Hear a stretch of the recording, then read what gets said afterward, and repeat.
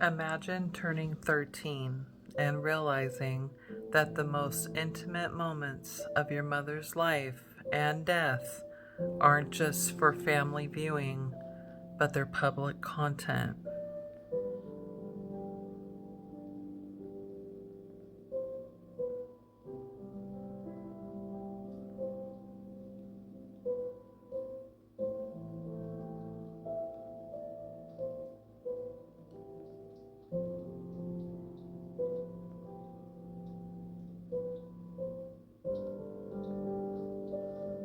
And then realizing that those sacred moments have become part one of your father's part two new romance in the same space.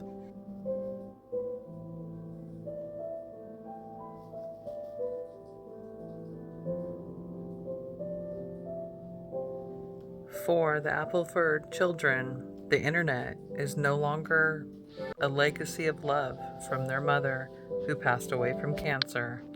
It is now more like a courtroom where every day their family's private grief is litigated by strangers. And the comments, the forums, the discussions, the videos, all the responses are running over in excess on the internet. They're searchable and they're recommendable, and they're still being debated by strangers. They're growing up in a digital house with glass walls where the neighbors are perpetually shouting.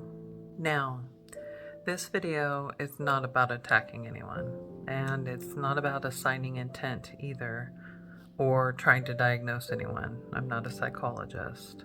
No. This is an analysis of publicly available information in the form of content, comments, discussion boards, and more.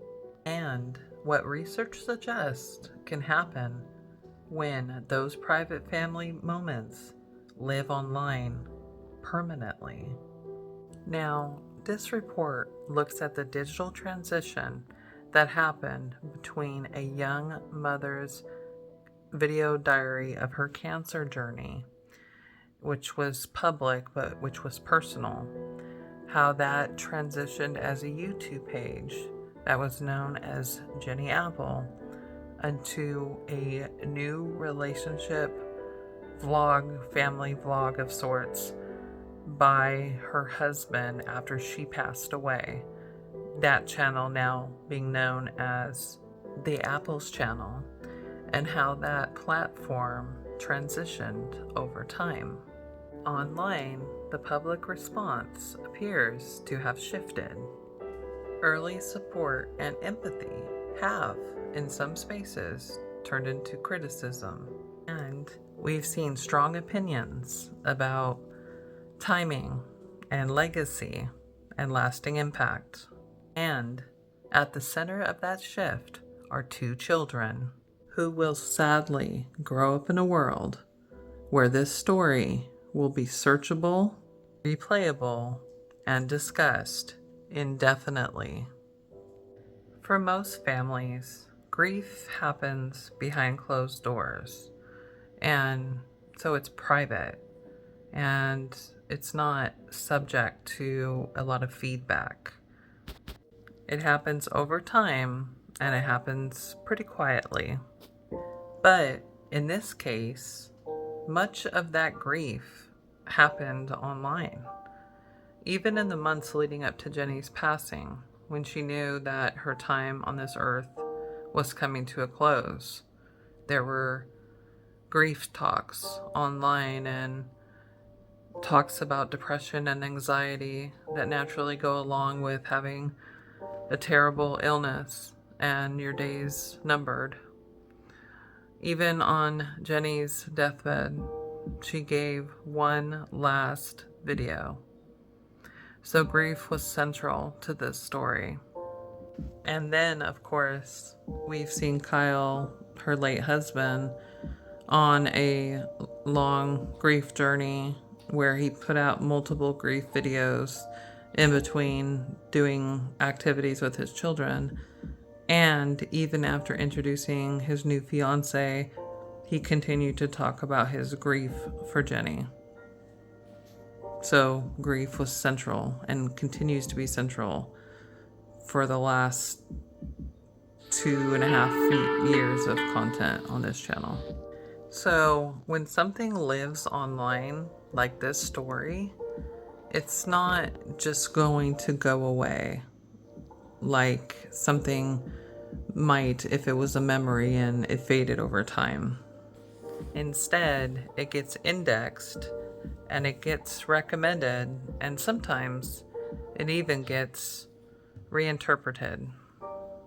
Some researchers describe this as a form of digital permanence, where moments that were once personal become part of a lasting public narrative.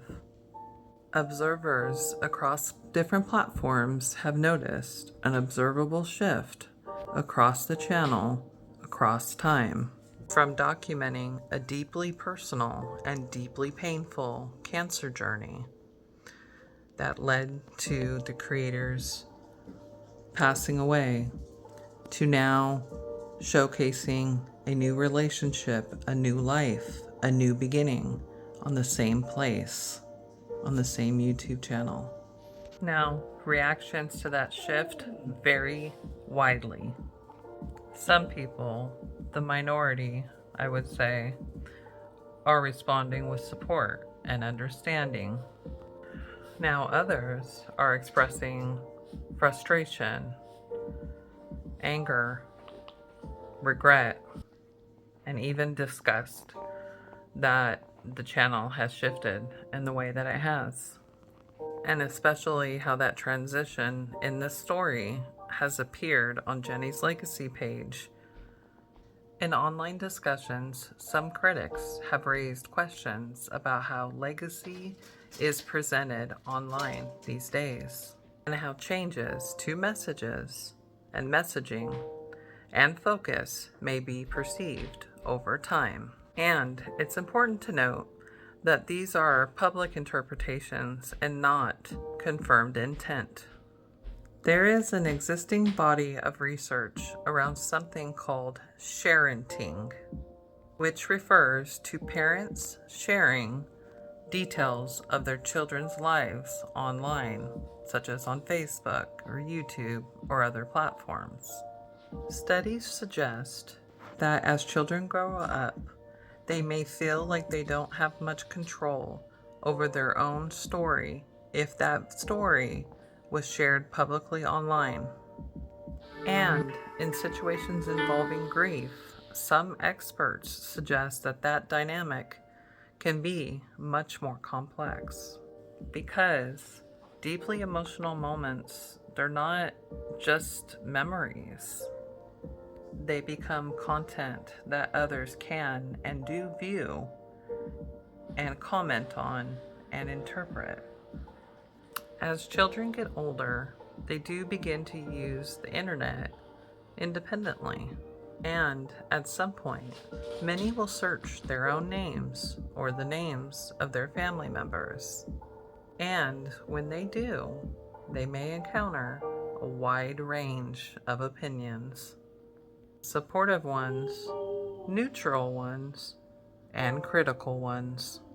Research suggests that exposure to conflicting narratives about a parent can create confusion and internal issues as children struggle to understand who their parent really is. So a child seeing competing comments about their parent would likely suffer a lot of internal conflict. And during adolescence, identity becomes incredibly important. And this is when people start asking, who am I?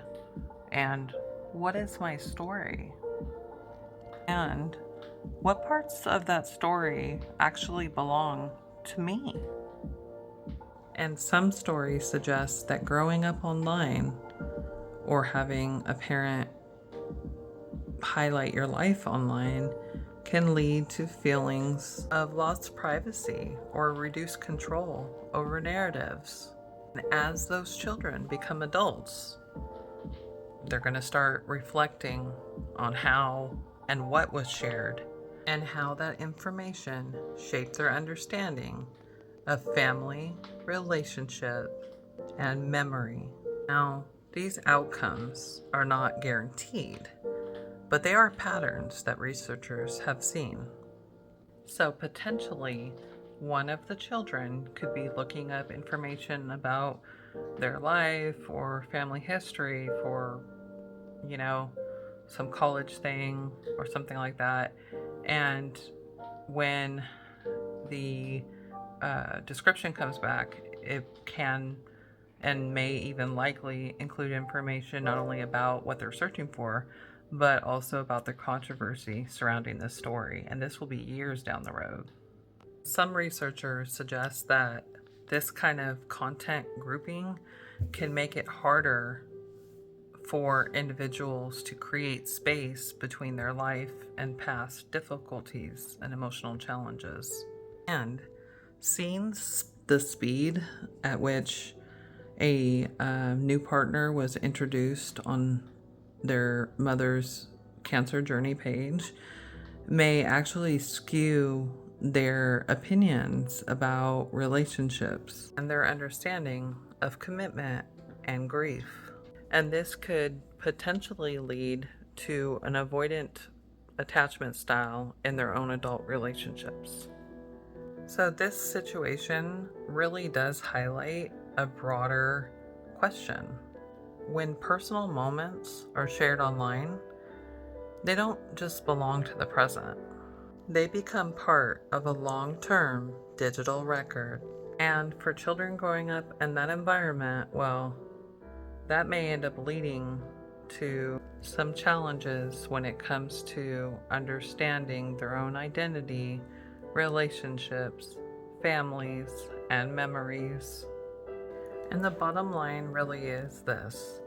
By the time that kids are old enough to navigate the internet independently and to read everything online that is written about one of their parents, the comments will have become part of their family history. And the stakes, well, they're very heavy because it will come down to their ability to trust their own understanding and their own conclusions about their parents versus what has been recorded online to remain.